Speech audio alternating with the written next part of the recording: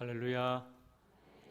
이 예배 자리에 나오신 우리 모든 성도님들 가운데 하나님께서 예비하신 크신 은혜와 복이 가득하시기를 주님의 이름으로 축원합니다. 사랑하는 성도님 여러분, 헌신이란 말을 들으실 때 어떤 느낌이 드십니까? 헌신이라는 말은 몸과 마음을 바쳐 있는 힘을 다함이란 뜻이지 않습니까? 그러기에 헌신이란 말을 들으면 나도 모르게 부담감이 생기는 것 같습니다. 내 것 챙기지 못하고 손해봐야 할 것 같고 내 시간, 나의 모든 것 다 주어야 할 것 같습니다. 그래서 꺼려지죠. 손사래를 치면서 아이고 저는 안 되겠습니다. 거절하죠. 그런데 성도님 여러분, 그것 아십니까? 성경에서 하나님께 드리는 헌신은 언제나 기쁨의 표현과 연결이 됩니다. 우리 성도님들께서 잘 아시는 시편 110편 3절 말씀을 보시면 주의 권능의 날에 주의 백성이 거룩한 옷을 입고 어떻게 헌신하죠? 즐거이 헌신한다, 그렇게 말씀하고 있습니다. 성도님 여러분, 이해가 되십니까?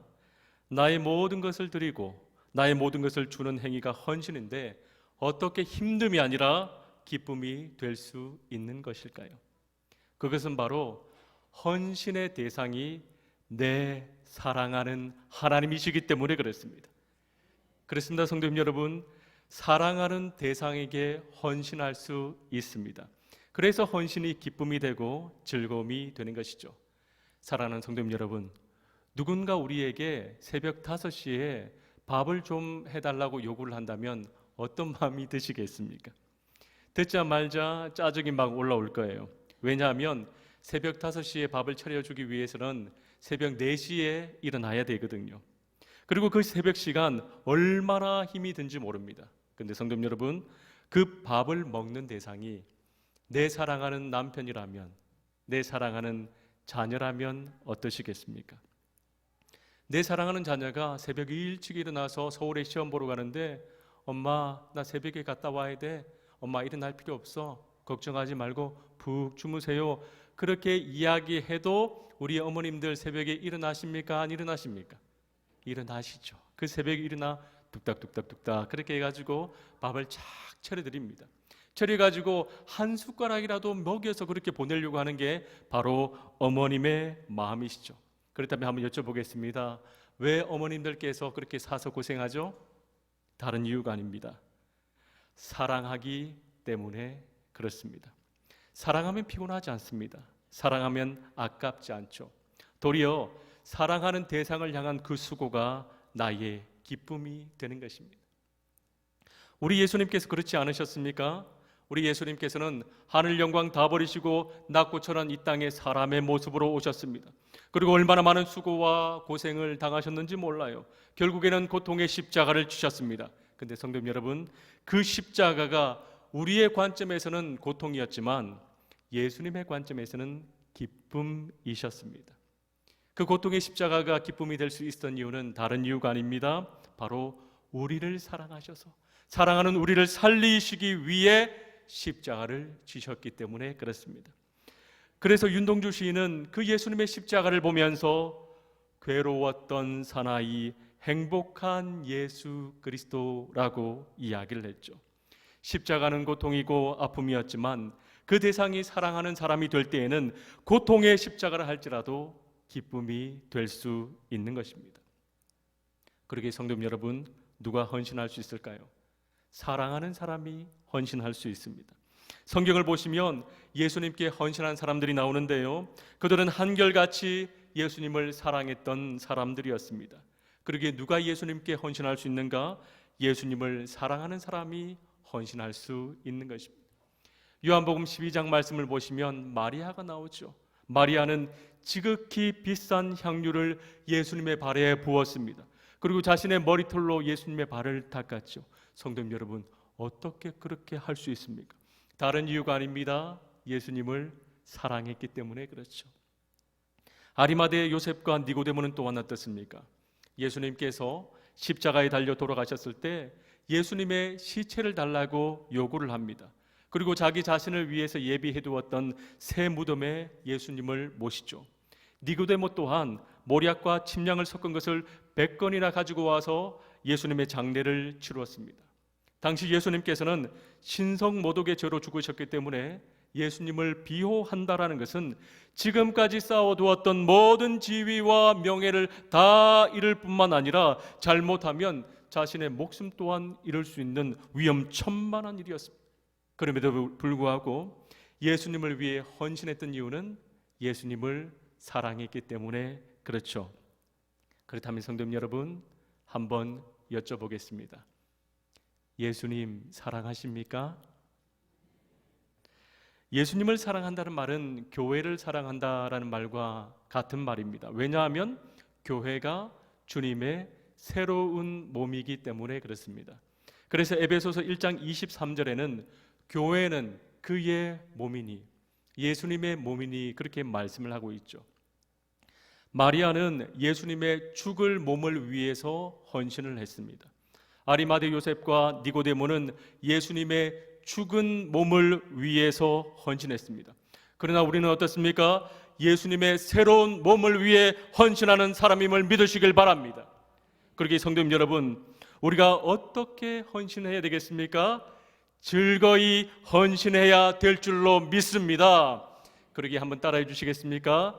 즐거이 헌신합시다. 다시 한번 해주시겠습니까? 즐거이 헌신합시다. 오늘 말씀을 통해서 즐거이 헌신할 수 있는 우리 모든 성도님들 되시기를 주님의 이름으로 축원합니다.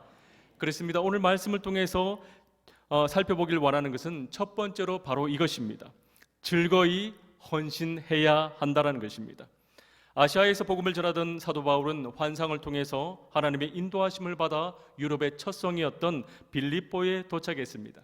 그곳에서도 하나님의 은혜가 충만했죠. 루디아를 만나기도 하고 귀신 들려 점치던 여자아이를 고쳐주기도 했습니다. 그런데 이게 웬일입니까? 이게 화근이 되었죠. 19절 말씀을 보시면 여종의 주인들은 자기의 수익의 소망이 끊어진 것을 보고 바울과 실라를 붙잡아 장토로 관리들에게 끌어갔다가 라고 말씀하고 있습니다. 귀신 들린 여자아이가 점을 쳤는데 굉장히 용했던 것 같습니다. 그래서 돈을 많이 벌었죠. 얼마나 돈을 많이 벌었는지 여종의 주인, 단수가 아니라 주인들이라고 말하고 있습니다. 그들은 여자아이가 귀신으로부터 고통당하는 것에 전혀 관심이 없었습니다. 자신의 수입이 끊어진 것에 더 관심이 많았죠. 그래서 바울과 실라를 잡아다가 고발했습니다. 20절 말씀을 보시면 이 사람들이 유대인인데 우리 성을 심히 요란하게 하여 로마 사람인 우리가 받지도 못하고 행하지도 못할 풍속을 전한다, 그렇게 말하면서 고발했습니다. 그러자 관원들이 어떻게 했는가? 옷을 찢고 매로 쳤죠. 여기서 매는 단순한 매를 의미하는 것이 아닙니다. 로마의 태형을 의미합니다. 날카로운 새 조각이 달려있는 가죽 채찍으로 내리쳤습니다. 그리고 바른 쇠고랑에 채워 지하 감옥으로 던져버렸죠. 사랑하는 성도 여러분, 분명히 하나님의 인도하심을 받았습니다. 하나님의 일하심을 경험했습니다. 루디아가 예수님을 믿게 되었고 귀신 들린 사람이 치유를 받았습니다. 그렇다면 너무 잘했어요, 이렇게 칭찬받아야 마땅하지 않습니까? 그런데 지금 바울은 억울하게 고발당했습니다. 제대로 된 재판도 받지 못한 채 매를 맞고 감옥에 갇혀버렸습니다. 이렇게 억울할 때가 어디 있겠습니까? 그런데 성도 여러분, 오늘 말씀을 곰곰하게 한번 묵상해 보면요, 예수님을 위해 살 때 우리가 종종 당하는 일입니다. 물론 이 정도로 강력하게 고난을 당하는 것은 아니지만 우리는 때로 반대를 경험합니다. 주님을 위해 헌신할 때 별의별 소리를 다 듣기도 하고 비난을 당하기도 하죠. 오해를 받기도 하고 심지어는 억울한 일을 당할 때도 있습니다. 그래서 그때 마음이 상하죠. 상처가 됩니다. 어떤 순간에는 분노가 치밀어 오르기도 합니다. 그렇다면 성도 여러분, 지금 억울한 일을 당한 바울과 실라는 어떻게 반응을 하고 있습니까? 우리 25절 말씀 같이 한번 읽어보겠습니다. 시작. 한밤중에 바울과 실라가 기도하고 하나님을 찬송하며 죄수들이 듣더라. 아멘. 그 고통의 순간 바울과 실라는 하나님을 찬송했다라고 말씀하고 있습니다. 바울과 실라는 지금 억울하게 누명을 쓰고 정당한 재판도 받지 못한 채 다른 사람들 앞에서 옷이 벗겨지는 수치를 당했습니다. 날카로운 새 조각이 달린 채찍에 맞았습니다. 모르긴 몰라도 살점이 찢어져 나가고 피가 나고 상처가 깊었을 것입니다. 그렇다면 그 입에서 어떤 말이 나와야지 정상입니까? 원망의 말이 나와야지 정상이지 않겠습니까? 하나님, 어떻게 이러실 수가 있습니까? 하나님을 위해 이렇게 헌신했는데 나한테 왜 그러세요? 하나님 살아계신 것 맞으세요? 특별히 사도 바울은 로마 시민권자 아니었습니까? 로마 시민은 재판이 없이는 처벌이 불가능했습니다. 그럼에도 불구하고 바울은 재판도 없이 무자비하게 맞았습니다. 그러기에 자신의 권리와 힘을 이용해서 다 뒤집어 엎고 싶은 그런 마음이 생기지 않겠습니까? 내가 누군지 알아? 로마 시민이야. 재판도 없이 나한테 이렇게 할 수가 있어? 내 나가면 가만히 두지 않겠어. 그러기에 지금 상황은 찬송을 할 수 있는 상황이 아닙니다.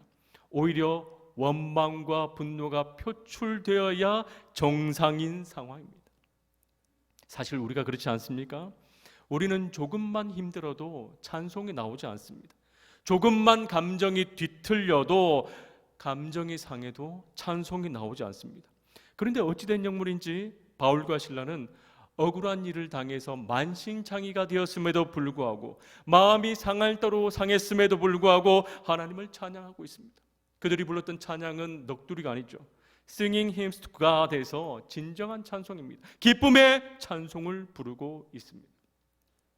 사람들은 좋은 일이 있을 때 기뻐하고 노래 부르죠. 그런데 바울과 실라는 상황과 상관없이 기뻐하며 찬양하고 있습니다. 사랑하는 성도 여러분, 세상 사람들은 온도계와 같은 삶을 살고 있죠. 온도가 높아지면 올라가고 온도가 낮아지면 내려가는 것처럼 상황이 좋고 하는 일마다 잘 되면 기뻐합니다. 그러나 삶이 힘들고 어려운 일을 당하면 슬퍼하죠. 온도계와 같이 상황에 따라서 올라갔다 내려갔다 합니다. 그에 비해 예수 믿는 사람은 어떻습니까? 온도 조절계와 같은 삶을 살죠. 아무리 춥고 어렵다 할지라도 상황에 영향을 받지 않습니다. 상황에 따라 기뻐하는 것이 아니라 예수님으로 말미암아 기뻐하는 사람들이 바로 예수 믿는 사람이죠. 그래서 빌립보서 4장 4절 말씀을 보면 주 안에서 항상 기뻐하라 그렇게 말씀하고 있습니다. 좋은 일이 있을 때만 기뻐하는 것이 아니라 상황과 상관없이 주 안에서, 다른 말로 예수님 때문에 기뻐하라. 예수님 때문에 기뻐하는 사람이 바로 예수 믿는 사람이다 그렇게 말씀하고 있는 것입니다. 사도 바울은 예수님을 믿었죠. 예수님을 사랑했습니다. 그래서 상황이 좋지 않았음에도 불구하고 원망하는 것이 아니라 기뻐하며 찬송했습니다. 이렇게 기뻐했던 이유는 예수님을 사랑했기 때문에 그렇죠. 허물과저로 죽은 나를 살리시기 위해 하늘 영광 다 버리시고 낮고 천한 이 땅에 사람의 모습으로 오셔서 십자가에 물과 피를 다 쏟아주신 그 예수님을 사랑했기 때문에 고통 가운데 기뻐하며 찬양했던 것입니다. 사랑하는 성도 여러분, 다시 한번 여쭤보겠습니다. 예수님 사랑하십니까? 예수님 사랑하세요? 그렇다면 어려움 속에서 다른 반응을 하실 수 있기를 주님의 이름으로 축원합니다. 주님의 몸된 교회를 위해서 봉사하다가 어려움 당하고 손해 당할 때 원망하고 분노하는 것, 그거 누가 못합니까? 세상 사람들도 다 할 수 있는 것입니다. 그러나 주님의 몸된 교회를 섬기다가 어려운 일 당했음에도 불구하고 원망하는 것이 아니라 기뻐하고 찬송하는 것은 아무나 할 수 있는 일이 아닙니다. 오직 예수님을 믿는 사람, 예수님을 사랑하는 그 사람만 할 수 있는 것이죠. 그러기에 오늘 앉아 계신 우리 성도님 여러분, 그리고 오늘 헌신을 다짐하시는 여전도회 회원님 여러분, 예수님을 사랑하기에 즐거이 헌신하시는 성도님들 되시기를 주님의 이름으로 축원합니다. 그렇다면 조금 더 깊이 들어가서 바울과 실라가 억울한 상황 속에서도 기뻐하며 찬송할 수 있었던 이유가 무엇일까요? 두 번째로 그들 가운데 기도가 있었기 때문에 그렇습니다. 최악의 상황에서 하나님을 찬송하는 것 너무나 은혜가 되는 말씀이죠. 그러나 한편으로는 너무나 이질적입니다. 왜냐하면 우리의 모습과 너무나 다르기 때문에 그렇습니다. 사랑하는 성도 여러분, 우리는 어떻습니까? 조금만 마음이 상해도 봉사하기 싫어요.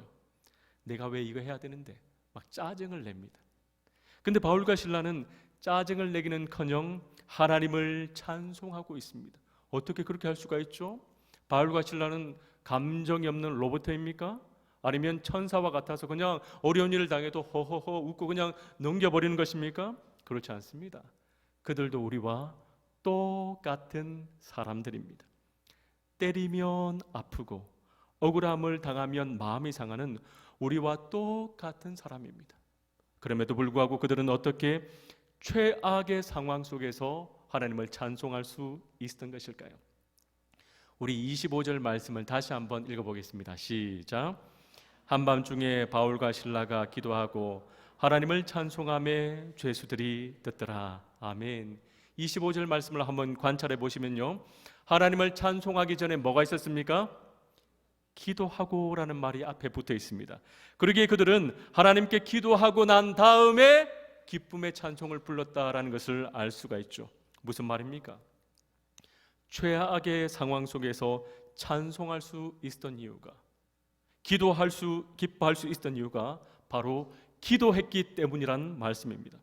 기도를 통해 그들은 최악의 상황 속에서도 기뻐할 수 있었습니다. 하나님을 찬양할 수 있었죠. 그러기에 성도님 여러분, 우리의 헌신이 기쁨이 되기 위해서는 반드시 기도가 있어야 합니다. 아무리 열심히 일하셔도 기도가 빠져버리면 상황의 영향을 받습니다. 사람의 영향을 받습니다. 그래서 조금만 어려운 일을 당해도 마음의 섭섭함이 막 올라오죠.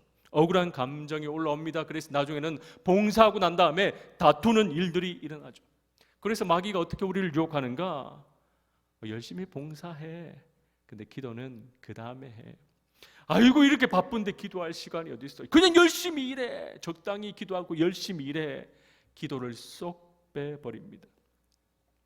사랑하는 성도 여러분, 우리가 헌신하고 있음에도 불구하고 기뻐하지 못하고 있다면 그 이유가 혹시 여기에 있지는 않을까요? 아무리 바쁘셔도 기도로 시작하셔야 됩니다. 아무리 피곤하셔도 기도로 마무리하셔야 됩니다. 그래서 주님 주시는 기쁨이 가득한 우리 성도님들 되시기를 주님의 이름으로 축원합니다. 그렇다면 조금 더 깊이 들어가서 그들의 기도는 어떤 기도였을까요? 오늘 말씀을 묵상하면서 저는 인생의 응어리를 풀라라는 책이 생각났습니다. 그 책에서는 기도를 토하는 것으로 정의를 하죠. 토하는 것이 무엇입니까? 말 그대로 쏟아내는 것이 바로 기도다, 그 말이죠. 우리는 종종 기도를 유창하게 해야 한다고 오해하시는 경우가 있는 것 같습니다. 내 마음 상태와 상관없이 미사오구를 사용하면서 그렇게 기도해야 된다고 생각하죠. 그러나 성도 여러분, 우리가 경험해 보셔서 아시지 않습니까? 내 마음과 상관없이 아무리 화려한 말로 포장한다 할지라도 그 기도 가운데 아무런 변화가 일어나지 않습니다. 오히려 마음만 상할 뿐이죠. 그렇다면 성도 여러분, 어떻게 기도해야 될까요? 시편 142편은 이렇게 말씀하고 있습니다. 우리 화면을 보면서 한번 같이 읽어보겠습니다. 시작. 내가 소리내어 여호와께 부르짖으며 소리내어 여호와께 간구하는도다. 내가 내 원통함을 그의 앞에 토로하며 내 우환을 그의 앞에 진술하는도다. 아멘. 내 원통함을 하나님 앞에 토로하며, 이 말은 뭐냐면 토한다라는 말입니다. 어떤 일로 말미암아 마음이 답답하고 힘이 들 때, 원통한 일이 있을 때 그 마음을 하나님 앞에 숨기는 것이 아니라 있는 모습 그대로 하나님 앞에 쏟아내라는 것입니다. 바울이 당했던 기가 막힐 웅덩이와 같은 그 순간에 그 원통함과 분노와 아픔을 있는 그대로 쏟아내면서 기도하는 것, 이게 바로 하나님께서 받으시는 기도라는 것입니다. 우리는 한나에 대해서 잘 알고 있습니다. 한나는 아이를 낳지 못하는 여자였죠. 사실 지금도 아이를 낳지 못하면 힘이 듭니다. 그러니 그 옛날에 얼마나 힘이 들었겠습니까? 자신이 아이를 낳지 못하니까 남편이 둘째 부인을 들였습니다. 그런데 이게 웬일입니까? 둘째 부인이 아이를 낳은 거예요. 근데 한 명이 아닙니다. 여러 명을 낳았습니다. 그러니까 둘째 부인이 이제 대놓고 한나를 못 살게 굽니다. 성경을 보니까 밥을 먹지 못할 정도로 격동시켰습니다. 마음을 뒤집어 놓았다라고 그렇게 이야기를 하고 있습니다. 그러니까 한나가 얼마나 고통스러웠겠습니까? 그러나 감사한 것은 그 고통의 순간 한나는 사람을 찾아가지 않았습니다. 남편 찾아가서 나 힘들다고, 나 어떻게 좀 해달라고 울고불고 하지 않았습니다. 자신의 마음을 뒤집어 놓은 그 분인나를 찾아가서 이 머리채를 붙잡고 쌍욕을 하면서 싸우지 않았습니다. 누구에게 나갔습니까? 하나님 앞에 나갔죠. 하나님 앞에 기도했습니다. 우리 사무엘상 1장 10절 화면을 보면서 한번 같이 읽어보겠습니다. 시작. 한나가 마음이 괴로워서 여호와께 기도하고 통곡하며. 아멘. 한나는 고통의 순간, 마음이 힘들고 괴로운 그 순간에 하나님 앞에 통곡하면서 기도했습니다.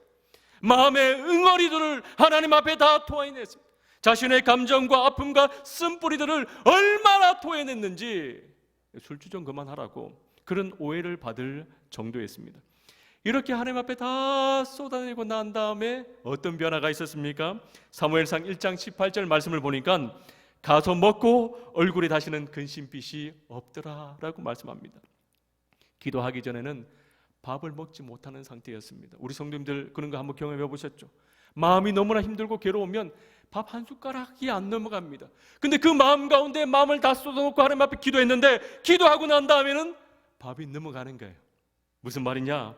하나님께서 그 마음을 만져주셨다는 말이죠. 치유해 주셨다는 말이죠. 그래서 그 얼굴이 어떻게 변했습니까? 다시는 근심의 빛이 없게 되었다, 그렇게 말씀하고 있습니다. 사랑하는 성도님 여러분, 우리 삶을 돌아보면 어려움과 고통의 연속이죠. 주님의 몸된 교회를 섬겨도 마음이 상할 때가 참 많이 있습니다. 분명히 선한 마음으로 봉사했음에도 불구하고 오해를 받을 때도 있고 마음에 상처가 생길 때도 있죠. 오늘 말씀이 그렇지 않습니까? 분명히 성령의 인도하심을 따라서 복음 사역을 감당했음에도 불구하고 오해받았습니다. 억울하게 매를 맞고 감옥에 갇혔습니다. 얼마나 원통하고 억울한 일입니까? 당연히 상처받고 마음에 응어리가 생길 수밖에 없는 상황입니다. 그러나 바울과 실라는 원망으로 반응하지 않고 하나님을 찬양했습니다. 그 이유가 무엇인가? 하나님 앞에 기도하고 기도했기 때문이죠. 한나가 마음을 쏟아놓고 기도한 것처럼 바울과 실라도 마음을 쏟아놓고 하나님께 기도했습니다. 하나님께 마음을 다 쏟아놓고 기도하자 세상이 알지 못하는 하나님의 그 평강이 그들 마음 가운데 자리하게 된 것입니다.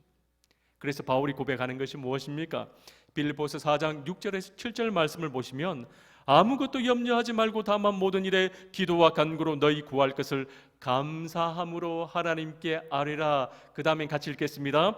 그리하면 모든 죄악에 뛰어난 하나님의 평강이 그리스도 예수 안에서 너희 마음과 생각을 지키시리라. 아멘. 하나님 앞에 다 쏟아내면 세상이 알지 못하는 하나님의 평강이 우리의 마음과 생각을 지켜 주십니다. 그러니 성도님 여러분, 어떻게 찬양하지 않을 수 있겠습니까? 지하 감옥이라 할지라도 하나님을 찬양할 수밖에 없는 것이죠. 그러기에 성도님 여러분, 하나님 앞에 우리의 상한 마음을 한번 쏟아내 보시지 않겠습니까?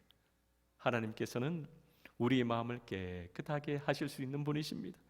우리의 상한 마음을 싸매주시는 분이십니다. 우리의 상처를 치유하시는 분이십니다. 최악의 상황, 최악의 자리에서도 기쁨의 찬송을 부르게 하시는 분이 우리 하나님이십니다. 그러기에 그 하나님 앞에 마음을 쏟아내며 기도할 수 있는 우리 성도님들 되시기를 주님의 이름으로 축원합니다. 특별히 토한다라는 것은 있는 그대로 쏟아내는 것을 의미하죠. 성도님 여러분은 오늘 점심 맛있게 드셨습니까? 예를 들어 읽겠습니다. 점심 때 특식이 나왔어요. 고기 반찬이 나왔습니다. 그래서 고기도 먹고 상추도 드시고 김치도 맛있게 드셨는데 속이 너무 안 좋은 거예요. 그때 토하지 않습니까? 딱 토하려고 보니까 고기가 너무 아까운 거예요. 그래서 다짐을 해서 고기는 아까우니까 남겨놓고 상추만, 김치만 토해야지. 됩니까? 안 됩니까? 안 되죠. 저는 안 되더라고요. 토하는 게 바로 이겁니다. 하나님 앞에 요거는 숨겨놓고 요거는 기도하고 이게 아니에요. 있는 것 없는 것 다 쏟아내는 게 바로 토하는 기도죠. 상한 마음, 억울한 마음, 미워하는 마음, 분노까지 다 쏟아내는 것입니다. 이렇게 기도하면 감사한 것은 하나님께서 우리를 가까이 해주십니다. 시편 34편 18절 말씀을 보면 여호와는 마음이 상한 자를 가까이 하시고 중심으로 통회하는 자를 구원하시는도다 라고 말씀합니다. 상한 모습 있는 그대로 하나님 앞에 우리가 한 발자국 나갈 때 하나님께서는 더 가까이 우리에게 찾아와 주십니다. 상처난 마음 그대로 하나님 앞에 부르짖으며 나갈 때 주님께서 우리를 구원해 주신다고 말씀합니다. 무슨 말입니까? 그 마음을 어루만져 주시는 거죠. 마음속에 있는 쓴뿌리를 제거해 주시는 것이죠. 응어리를 풀어주시는 것입니다.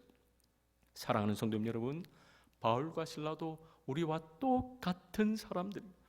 억울한 일을 당하면 마음이 상하고 맞으면 아픈 사람입니다. 그러나 그들은 그 순간에 원망하는 것이 아니라 기도했습니다. 그러자 놀라운 일이 일어났죠. 하나님의 평강이 마음 가운데 임한 것입니다. 기쁨이 임한 것입니다. 그래서 찬양했죠. 그러기에 성도 여러분, 특별히 헌신하는 여전도의 회원님들 여러분, 하나님 앞에 기도하시길 바랍니다. 토하시길 바랍니다. 쏟아내시길 바랍니다. 쏟아내고 토하면 세상이 알지 못하는 하나님의 평강이 우리의 마음과 생각을 지켜주실 줄로 믿습니다. 그때 우리는 즐거이 하나님 앞에 헌신하는 사람이 될 것입니다. 이렇게 기도함을 통해 즐거이 헌신하면 어떤 일이 일어나는가? 마지막 세 번째로 복음의 능력이 나타나게 됩니다. 우리 25절 말씀 다 같이 한번 찬찬히 읽어볼까요? 시작. 한밤중에 바울과 실라가 기도하고 하나님을 찬송하며 죄수들이 듣더라. 죄수들이 들었다라고 이야기를 합니다. 바울과 실라가 갇혀있는 감옥은 로마식 감옥이죠. 어두컴컴하고 습기가 축축한 지하 감옥이었습니다. 그곳에 들어가면 사람이 위축이 되죠. 두려움이 음습합니다.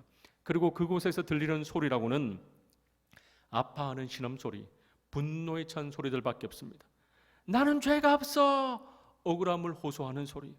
이게 다 그 사람 때문에 그래, 그 사람 때문에 내가 이 감옥에 왔어, 원망하는 소리, 독설과 저주의 소리, 고통으로 인해서 흐느끼는 소리가 난무하는 곳이 바로 지하 감옥이었습니다.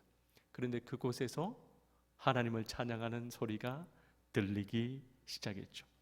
이것은 세상에서 찾아볼 수 없는 그런 모습입니다. 감옥에 갇혀있는 사람의 모습이 아니었습니다. 그래서 죄수들이 깜짝 놀라고 관심을 가지고 그 찬양하는 소리를 들었죠. 매여있지만 매여있지 않은 저들을 보면서 저 사람들에게 뭔가 있는데 궁금해하면서 그 찬양의 소리를 들었습니다. 사랑하는 성도 여러분, 우리가 즐거이 헌신할 때 세상 사람들은 우리를 주목합니다. 신기해하죠. 왜냐하면 세상에서 볼 수 없는 모습이기 때문에 그렇습니다. 세상에서는 높임을 받으려고 합니다. 섬김을 받으려고 합니다. 그래서 섬기고 봉사하는 것 싫어하죠. 근데 예수 믿는 사람은 도리어 섬기는 자리로 내려갑니다. 섬기면서 기뻐하고 즐거워하죠. 이런 모습에 세상 사람들은 충격을 받는 겁니다. 우리와 다른 뭔가가 있구나 직감적으로 아는 것이죠. 그러기 성도 여러분, 고난 속에서도 오히려 기뻐하며 헌신할 수 있는 우리 성도님들 되시기를 주님의 이름으로 축원합니다. 찬송이 무엇입니까? 하나님을 높이는 거죠. 헌신이 무엇입니까? 하나님을 높이는 겁니다. 찬송은 단순한 노래가 아닌 것처럼 헌신은 단순한 봉사가 아닙니다. 하나님을 높이는 것입니다. 우리는 우리의 섬김과 헌신을 통해서 하나님의 이름을 높여야 됩니다. 그래서 이 헌신을 통해서 구원받은 자의 모습을 보여주어야 됩니다. 지하 감옥과 같은 세상을 살고 있지만 세상 사람들과 다른 구원받은 자의 모습을 들려줄 수 있어야 됩니다. 내 기분이 좋고 내 상황이 좋을 때 섬기는 거 누가 못합니까? 세상 사람들도 그거 다 합니다. 그러나 기분이 상하고 상황이 어려울 때 헌신하는 것, 이거 세상 사람들 못합니다. 누구만 합니까? 오직 예수 믿는 사람만 할 수 있는 것입니다. 바울과 실라는 예수님을 믿었죠. 구원받았죠. 그래서 감옥 속에서 하나님을 찬양했습니다. 그러자 어떤 일이 일어났습니까? 26절 말씀을 보니까 땅이 진동하고 감옥문이 열리고 그들을 묶고 있던 모든 것들이 풀려지는 역사가 일어나게 되었습니다. 할렐루야! 그렇습니다. 성도 여러분, 우리가 하나님 앞에 즐거이 헌신하며 나갈 때 하나님의 능력이 나타남을 믿으시길 바랍니다. 하나님의 능력이 나타나면 인간의 모든 것이 무너지게 되죠. 묶여있던 것들이 풀리게 됩니다. 닫혀있던 문들이 다 열리게 되는 것입니다. 그러기에 성도님 여러분, 상황에 따라서 좌절하는 것이 아니라 즐거이 헌신하시길 바랍니다. 즐거이 헌신할 수 있다면 하나님의 능력을 경험하게 될 줄로 믿습니다. 특별히 어떤 능력인가? 복음의 능력을 경험하게 되는 것이죠. 감옥문이 열리고 죄수들이 도망갔다라고 생각한 간수는 자결을 하려고 합니다. 그러자 바울이 뭐라 말합니까? 28절에 내 몸을 상하게 하지 말라, 우리가 다 여기 있다, 죽지 말라, 이렇게 말합니다. 이 말을 들은 간수가 바울 앞에 엎드려서 뭐라 말하는가?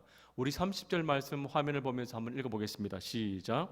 선생들이여, 내가 어떻게 하여야 구원을 받으리이까? 간수는 다른 어떤 것이 아니라 내가 어떻게 하면 구원받을 수 있습니까? 이걸 물어보았습니다. 성도 여러분, 이 말씀을 한번 묵상해 보시면 좀 이상하지 않습니까? 우리 여기 있어요, 죽지 마세요, 이렇게 말했는데 뜬금없이 어떻게 하면 구원받을 수 있습니까? 그 말을 한 거예요. 왜 그 말을 했을까요? 감옥 속에서 구원받은 자의 모습을 보았기 때문에 그렇습니다. 다 고통하고 신음소리 가득한 그곳에서 하나님을 찬양하는 세상 사람과 다른 구원받은 자의 모습을 보았기 때문에 그 사람 앞에 엎드려서 가장 먼저 한 고백이 어떻게 하면 나도 당신들과 같이 구원받은 자가 될 수 있습니까? 이것을 물어본 것입니다. 사랑하는 성도 여러분, 예수 믿는 사람으로서, 예수님을 사랑하는 사람으로서 세상 사람들로부터 이 고백을 우리가 한번 들어봐야 되지 않겠습니까? 내가 세상에 살면서 우리를 보면서 너도 교회 다녀? 이런 말이 아니라 나도 어떻게 하면 너처럼 구원받을 수 있어? 어떻게 하면 너처럼 눈물 나는 그 상황에서 오히려 기뻐할 수 있어? 다른 사람 같으면 다 포기했을 건데 넌 어떻게 그렇게 감당하게 일어설 수 있어? 어떻게 하면 나도 너처럼 될 수 있어? 어떻게 하면 구원받을 수 있어? 이 고백을 돌아봐야 되지 않겠습니까? 이 고백을 들으시는 은혜가 있기를 주님의 이름으로 축원합니다. 그리고 이 고백을 들으실 때 바울과 같이 이렇게 선포하시길 바랍니다. 31절 화면을 보시면서 같이 한번 읽어보겠습니다. 시작. 이르되 주 예수를 믿으라, 그리하면 너와 내 집이 구원을 받으리라 하고. 할렐루야. 주 예수를 믿으라, 그리하면 너와 내 집이 구원을 받으리라. 예수님을 믿는 복음의 역사가 일어났습니다. 그 밤에 간수와 가족 전체가 예수님을 믿는 역사가 일어나게 된 것이죠.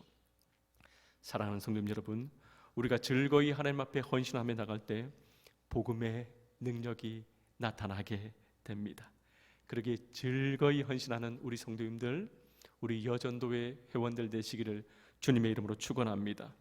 혹시 우리 가운데 바울이 경험한 것 같은 어려움과 아픔을 당하고 계시는 분 계십니까? 그렇다면 마음을 토하고 기도하시길 바랍니다. 그리고 주님 주시는 그 평안으로 헌신하시길 바랍니다. 그렇다면 우리를 묶고 있던 모든 것이 풀리게 될 것입니다. 닫혀있던 문들이 열리게 될 것입니다. 건강의 문이 열릴 것입니다. 사업의 문이 열릴 것입니다. 자녀의 문이 열리게 될 것입니다. 그리고 복음의 능력이 나타날 것입니다. 생명이 구원함을 얻는 역사가 일어나게 될 것입니다. 그러기에 즐거이 헌신하시는 우리 성도님들, 우리 여전도의 회원분들 되시기를 주님의 이름으로 축원합니다.